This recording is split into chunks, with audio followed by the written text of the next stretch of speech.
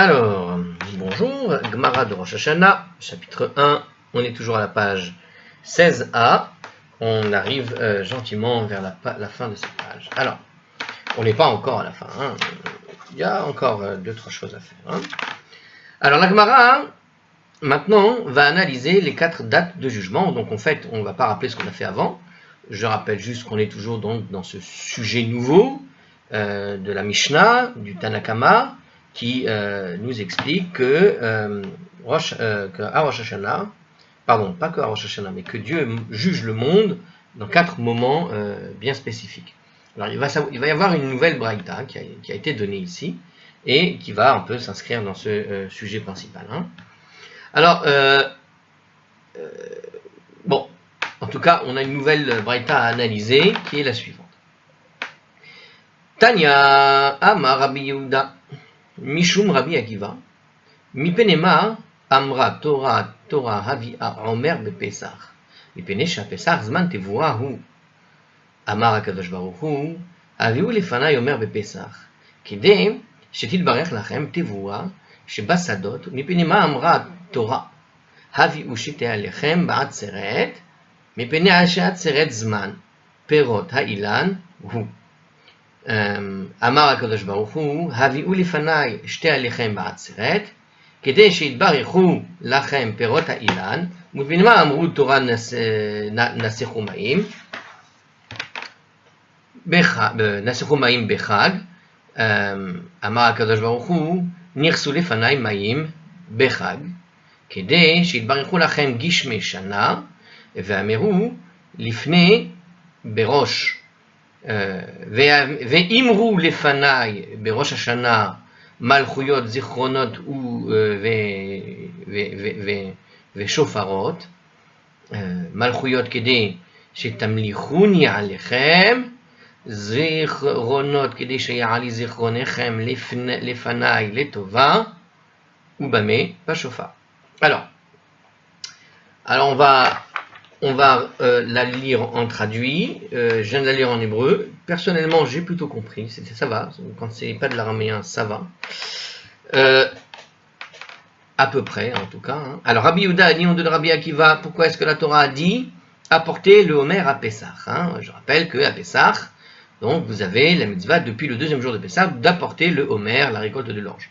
D'accord, petite mesure de récolte de l'orge et on doit le compter jusqu'à la fin de Shavuot, jusqu'à Shavuot plutôt. Parce que Pessah est le temps de la récolte, et le temps du jugement, nous dit le commentateur, de la récolte. Le Saint béni soit-il a dit, apportez devant moi le Homer à Pessah, afin que soit béni en votre faveur la récolte dans les champs. Et pourquoi la Torah a-t-elle dit apporter les 2 pains à Shavuot?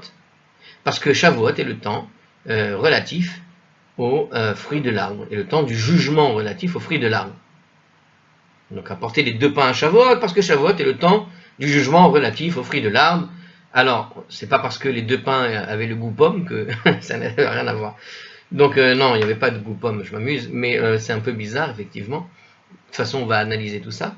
Le Saint béni soit-il a dit, apportez devant moi les 2 pains à Shavuot, afin que soit béni en votre faveur les fruits de l'arbre. Alors c'est bizarre, on dirait qu'il répète. Et pourquoi il répète 2 fois, à chaque fois on dirait qu'il répète 2 fois comme ça. Alors ensuite, on va voir. Hein. Et pourquoi la Torah a-t-elle dit procéder aux libations d'eau durant la fête, sous-entendu de Sukkot?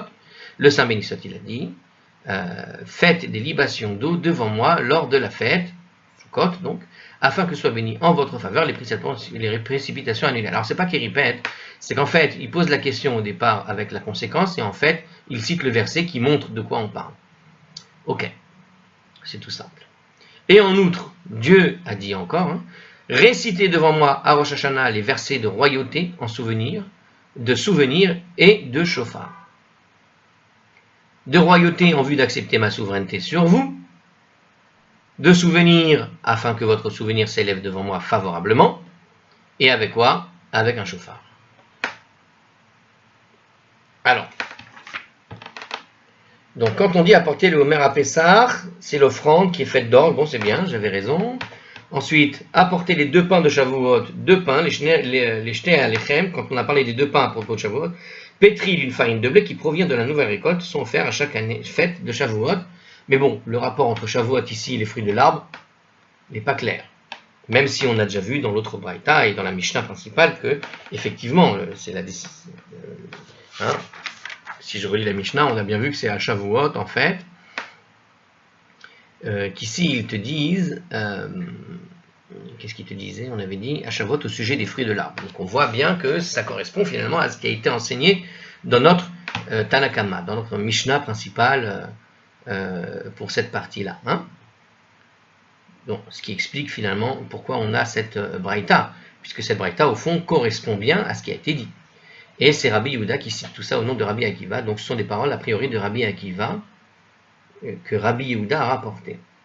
Alors, ensuite, on continue. Apportez devant moi les 2 pains, je vous vote, afin que soit béni en vous, afin que soit béni en votre faveur les fruits de l'arbre. Alors, bien que le blé, alors justement, voilà, il va expliquer. Je me demandais, c'est bizarre. Alors, bien que le blé ne soit pas un fruit, l'offrande des 2 pains agrée à Dieu et suscite une abondante récolte de fruits, car cette offrande précède l'offrande des bikurim, qui provient des fruits de la... Ah, mais c'est vrai, Shavuot, c'est la fête des bikurim, c'est la fête des prémices. Or, les prémices, ça ne concerne pas uniquement les récoltes, ça concerne surtout les fruits. Une autre explication, c'est que le blé, en dépit de sa nature de céréale, suscite tout de même la faveur divine en ce qui concerne les fruits de l'arbre, selon l'opinion de Rabbi Yehuda, selon lequel l'arbre de la connaissance dont Adam a mangé le fruit était en fait un arbre de blé. Tiens. C'est un beau midrash, là, vous entendez? Alors, il y a plusieurs versions pour le fruit de l'arbre de la connaissance du bien et du mal. Il y en a qui disent que c'était un cédratier, il y en a qui disent que c'était un figuier, il y en a qui disent que c'était la plupart des dessins, quand les gens veulent représenter le fruit de l'arbre de la connaissance du bien et du mal, pensaient que c'était un pommier perdu au milieu des autres pommiers. Bon, puisqu'on disait qu'on est dans un verger c'est surtout des pommiers. Bon. Il y a apparemment une nouvelle version qui dit qu'ici, certains pensent que c'était un fruit qui est une sorte d'arbre blé. Intéressant. Alors, ce n'est qu'après la faute de Adam qu'il a été décrit que le pain ne pousserait plus sur des arbres à l'état de produit fini et prêt à manger, que désormais l'homme travaillerait à la sueur de son front pour obtenir le pain à partir des grains de céréales. Or, à Shavuot, jour de la faute d'Adam fut réparé par l'acceptation de la Torah par les Juifs, le blé peut à nouveau reprendre ses droits et être perçu comme le fruit d'un arbre, comme il le fut jadis, avant la faute d'Adam, apte à susciter des bénédictions en faveur de la récolte. Vous savez d'où vient cette logique, en fait? Comment est-ce qu'ils s'en sont arrivés à cette conclusion que peut-être c'était un fruit qui faisait du blé? C'est une espèce de fruit à blé. Je vais vous dire comment. Ben oui, parce que, il vient d'expliquer, en fait, mais je vais le redire avec mes mots. Qu'est-ce qu'on voit? Quelle est la punition que Dieu a donnée à l'homme? De travailler jusqu'à la sueur de son front pour obtenir justement son pain quotidien, quoi.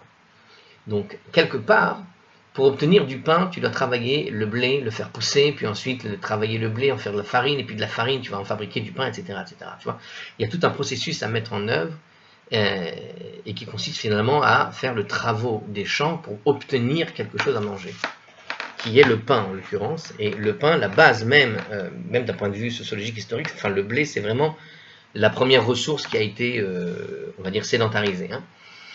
Donc, cette idée, c'est que effectivement, au départ, quand Adam était dans le jardin d'Éden, il n'avait pas besoin, a priori, de consommer, de travailler pour obtenir à manger. Bon, il avait tous les vergers, tous les arbres, et il pouvait se servir de tous les arbres et en manger. Maintenant, comme la Torah te dit à propos d'Adam lorsqu'il va être chassé du Gan Éden, qu'il va être puni parce qu'il va devoir travailler à la sueur de son front pour manger ce blé, c'est que certains donc ont réfléchi tout simplement, quelque part, c'est une sorte de midah, c'est-à-dire que Dieu a fait disparaître la qualité des arbres de faire obtenir une sorte de pain, d'un arbre à blé, pour arriver finalement au fond à ce que le blé devienne donc l'idée de la céréale, c'est-à-dire l'idée du travail. C'est-à-dire qu'au départ, le blé poussait dans une sorte d'arbre à fruits, dont le fruit tu pouvais le consommer immédiatement, et donc tu pouvais consommer ton blé tout de suite en quelque sorte, et tu n'avais donc pas besoin de faire d'efforts, parce que voilà, il poussait, tu récoltais du pain en quelque sorte, une espèce de brioche tu décochais de l'arbre. Mais pourquoi est-ce qu'on a réfléchi comme ça? Je répète, c'est par rapport à comment Dieu punit. Dieu punit en général en regard de la faute. C'est-à-dire que le cadeau qui avait été fait à l'homme, c'était de pouvoir se nourrir des fruits de l'arbre. Sauf celui du bien et du mal, bien sûr.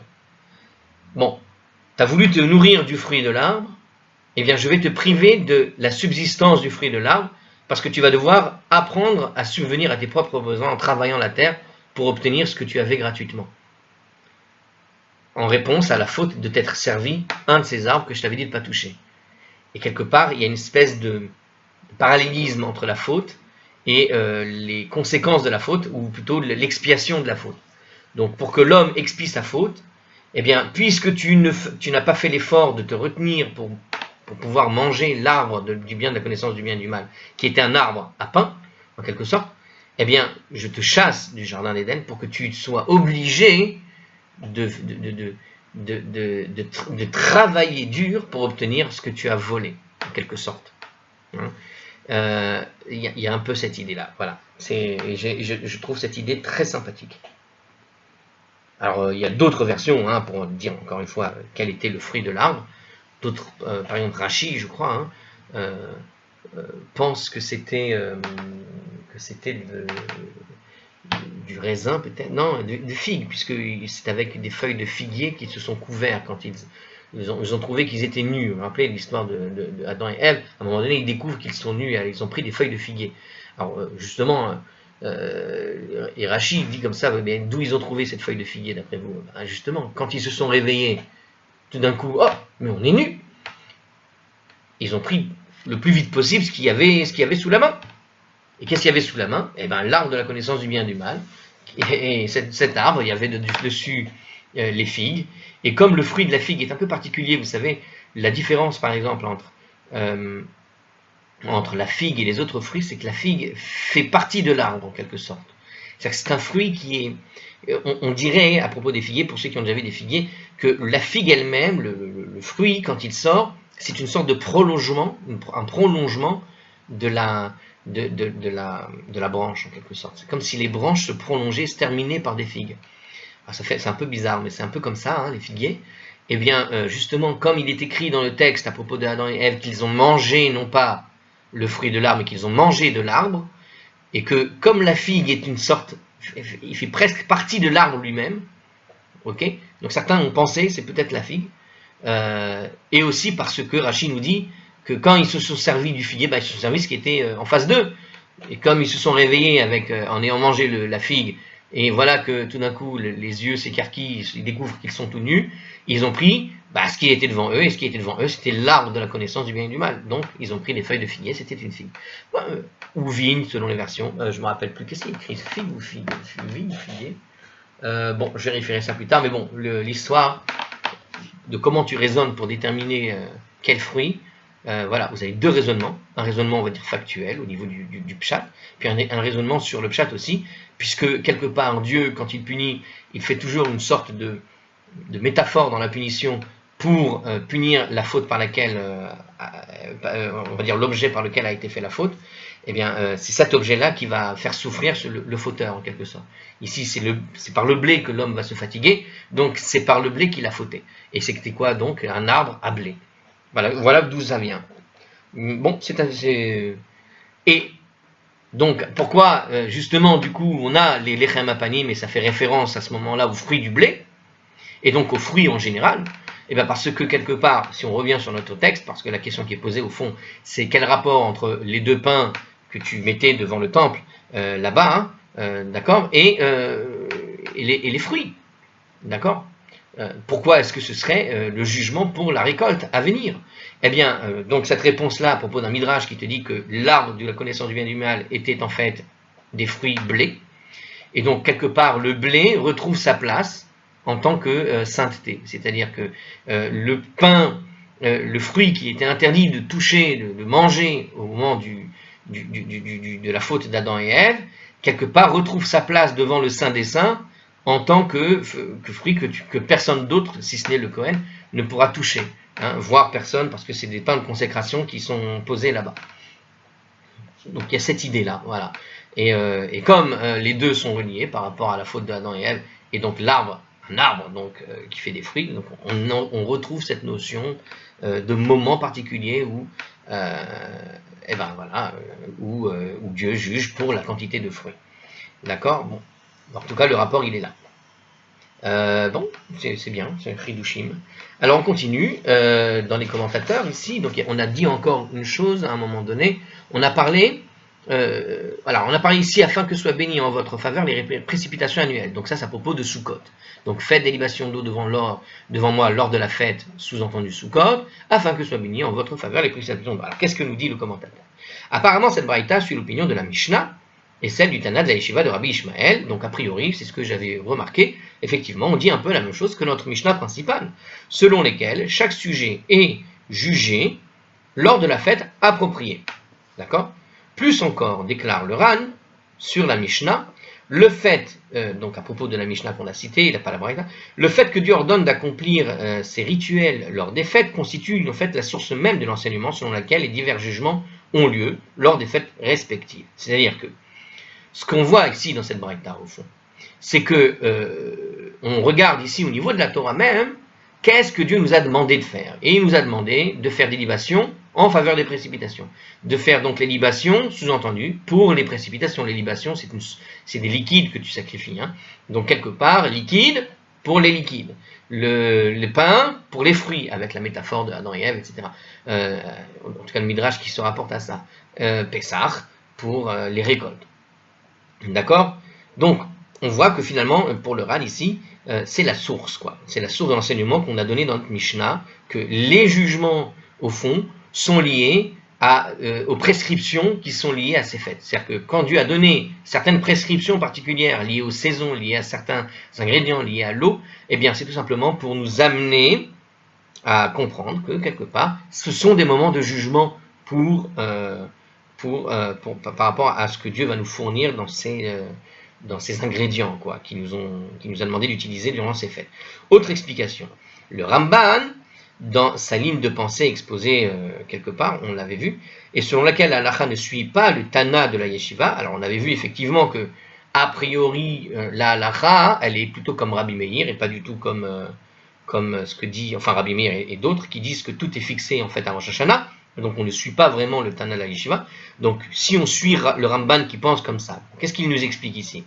Il explique que malgré la fixation de Rosh Hashanah du sort de la récolte, Dieu ordonne tout de même que l'on gagne ses faveurs à ce sujet pendant les fêtes, afin qu'à l'arrivée de Rosh Hashanah, il nous juge favorablement la matière. Donc, alors ça correspond effectivement à ce qui est raconté en général dans les cours sur Rosh Hashanah, à savoir que toutes les prières au fond que tu fais dans l'année, et c'est exactement ce qu'il est en train de nous dire ici le Ramban, c'est-à-dire que quand tu pries pour l'eau, quand tu pries pour la récolte, etc., tu dois prier pendant ces moments-là. Donc ce sont des moments qui sont favorables pour la prière, mais Dieu va nous juger sur nos prières qu'à Rosh Hashanah. C'est-à-dire qu'il va faire une sorte de cumul de tout ce que tu as prié dans l'année, et il va commencer à vérifier les efforts en quelque sorte que tu as mis en œuvre dans tes prières pour gagner ses faveurs sur ces sujets. D'accord? C'est-à-dire que c'est bien à Rosh Hashanah que Dieu va juger les choses, mais pour le Ramban, il y a quand même effectivement donc une nécessité de prier au moment opportun pour ces choses-là, tout simplement parce que ces moments opportuns vont être rappelés à Rosh Hashanah. C'est-à-dire que Dieu va se souvenir de toi et de tes prières à ce moment-là. C'est une sorte, on pourrait dire quelqu'un qui par exemple désespère, il prie, et puis voilà qu'arrive Rosh Hashanah, et la veille de Rosh Hashanah, toute l'année, il n'a rien obtenu. Il n'a rien obtenu de ses prières. Et il dit, bon, j'en ai marre du judaïsme. Allez, il y en a marre. Imaginez quelqu'un comme ça. Bah, c'est dommage, parce qu'en fait, tu as gâché toutes tes prières. C'est-à-dire que toutes tes prières elles sont en fait gardées quelque part, dans un coin, et à Rosh Hashanah, Dieu va juger les prières que tu as fait pour ton année. Il va juger tout court, il va te juger, mais il va prendre en compte les prières que tu as fait. Mais c'est à Rosh Hashanah que c'est fait. C'est-à-dire que il va pas prendre de décision tant que Rosh Hashanah n'est pas passé. Et au fond, c'est une sorte d'investissement de prière en quelque sorte. Voilà. C'est un peu cette idée qui est présentée par le Ramban ici. Et donc il ne faut pas abandonner la veille de Rosh Hashanah, c'est trop bête Parce que c'est à Rosh Hashanah que tout ce que tu as prié, sache-le, c'est entendu, mais ce n'est pas pris en compte. Mais quand est-ce que seront pris en compte tout ce que tu as dit de l'année? À Rosh Hashanah. Et c'est ça qu'il dit ici. Donc les fêtes sont autant de dates propices pour ces intercessions, car Pessah est le temps de la maturation des céréales, Shavuot celui de la maturation des fruits de l'arbre, et Sukkot donc précède immédiatement la saison des pluies. Donc c'est des moments opportuns pour le faire, mais c'est à Rosh Hashanah que Dieu va rappeler à son souvenir ce que tu lui as demandé et ce que tu as prié. Voilà. Enfin, on arrive au passage du shofar ici. On parle ici, donc, dans la fin de ce braïta, on est en train de faire les commentaires. Alors, des versets de royauté. Alors dans la suite, il disait donc, Malchuyot. Alors, non, on va le refaire. Voilà. Récitez devant moi à Rosh Hashanah les versets donc, de royauté en souvenir et de shofar. Alors, qu'est-ce que c'est ici de shofar? L'office de Moussaf comporte en fait des versets qui sont liés à la royauté passée et présente de Dieu et à l'exercice de sa royauté et ultime, ce qu'on appelle les Malchuyot. Donc quand on fait Moussaf de Rosh Hashanah, puisque c'est à Rosh Hashanah qu'on va sonner essentiellement le shofar, et en particulier dans le Moussaf, et avant le Moussaf, eh bien dans ce Moussaf, vous savez que le Moussaf est composé en 3, eh bien il va y avoir donc ces éléments en fait.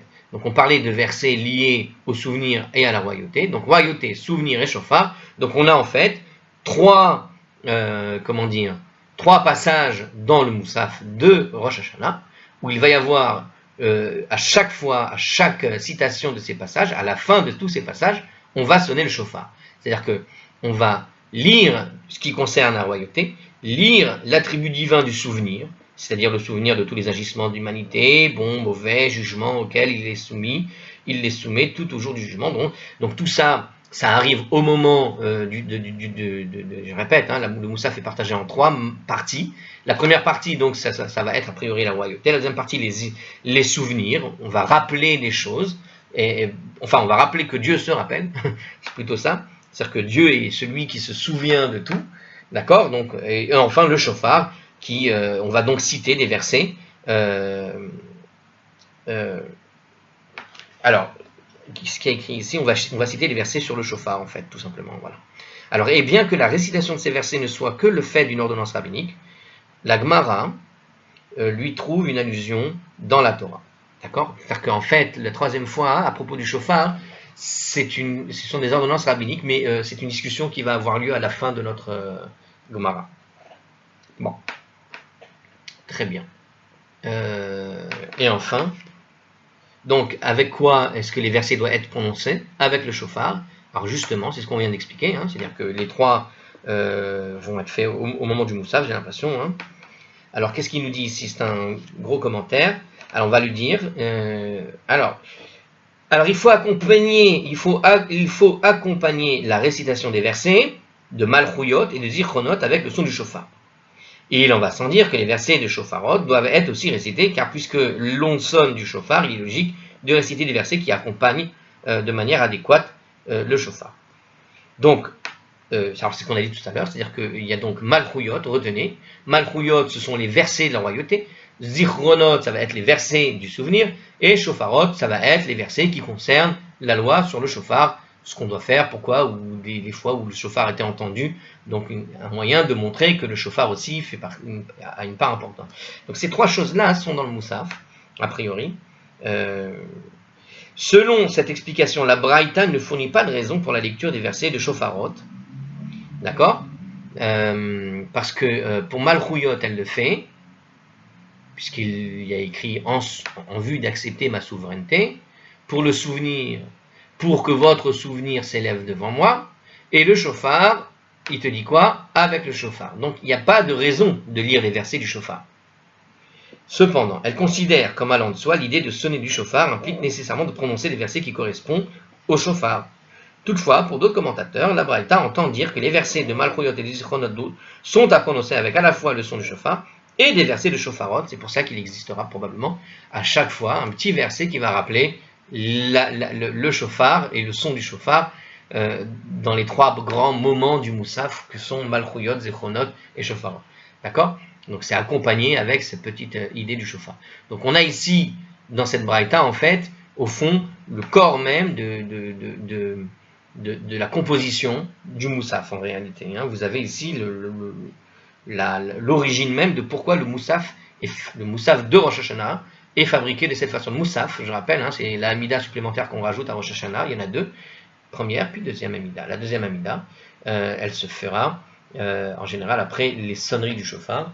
Et on fait dans la deuxième amida, on va sonner le shofar sur une grande amida, donc qui rappelle le sacrifice supplémentaire qui a été donné à Rosh Hashanah. Et on voit ici qu'on a donc rempli le moussaf avec ces trois éléments que sont les zichronot, les malchoyot et les shofarot. Et avec des shofarot un peu dans tous les coins, parce que justement, on voit les différentes versions qui existent. Alors ici, la Braïta nous poursuit notre commentaire, n'emploie pas de la formule « Pourquoi la Torah a-t-elle dit ?» On voit ici qu'il n'y a pas eu de question qui a été posée par la Torah. Pour la simple raison que ces versets sont une institution d'ordre rabbinique. Alors, allons. Qu'est-ce que ça veut dire que les versets sont des institutions d'ordre rabbinique? Ça veut dire tout simplement qu'on est en train de parler de quelque chose qui a été établi par les rabbins. Effectivement, le moussaf, avant, c'était juste un sacrifice qu'il fallait faire. Mais la prière en soi, rester debout et parler, se rappeler du moussaf, c'est d'ordre rabbinique. Peut-être c'est ça la réponse. Elle note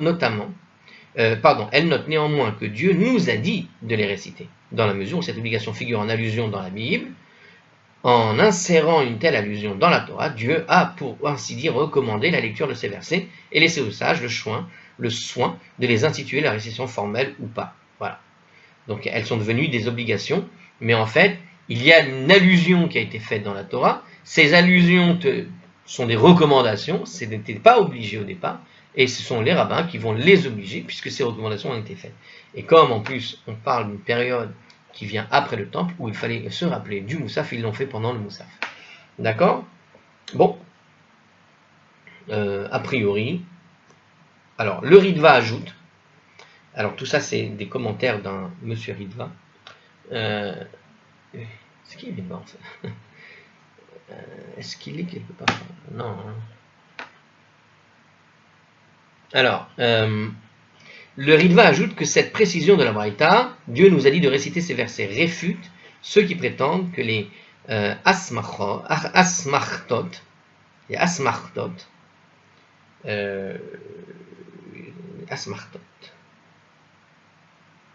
c'est quoi les asmartot? Asmarta, ce sont les allusions, c'est ça. Donc, le Ritva ajoute que cette précision de notre Braïta dans la Gemara, à propos de ces versets, quand Dieu nous a dit de réciter ces versets, puisqu'il y a écrit Dieu nous a dit, hein, c'est écrit comme ça. Eh bien, ces asmartot, ça prouve quoi? Ne sont que de purs procédés mémotechniques conçus par les sages et qui ne traduit guère les intentions de la Torah. Oui, mais la Braïta, elle cite la chose comme si c'était bien Dieu qui avait demandé ces choses-là. Donc, c'est pas simplement des allusions, quoi. Alors, Ramban, lui, il dit, malgré tout, qu'en fait, quand la Braïta disait « Le saint béni soit-il nous a dit de faire ci, nous a dit de faire ça », quelque part, il le dit en exagérant. C'est-à-dire que c'est une exagération de la Braïta. Parce qu'au fond, c'est une allusion, c'est une simple allusion, et ça n'était pas clairement établi. La Braïta signifie seulement que Dieu nous ayant ordonné de sonner le shofar, nous accompagnons cette mitzvah de la récitation de versets de royauté, etc., comme si Dieu nous l'avait ordonné. Donc en fait, attention, hein, le shofar, lui, il est dans la Torah, mais ce qui est différent, c'est avec quoi tu sonnes le shofar en quelque sorte. Tu lui mets un accompagnement. Et cet accompagnement, eh bien, c'est les allusions qui sont données, qui sont données par cette Braïta. Alors, qui sont donc la souveraineté et le souvenir. Enfin, la royauté de Dieu. Hein. Souveraineté, royauté. Bon, après, on te renvoie ailleurs. Apparemment, il y a une discussion sur l'idée, est-ce que, oui ou non, on est dans de l'allusif, ou est-ce que c'est véritablement un plus qu'ont voulu faire les rabbins. Voilà.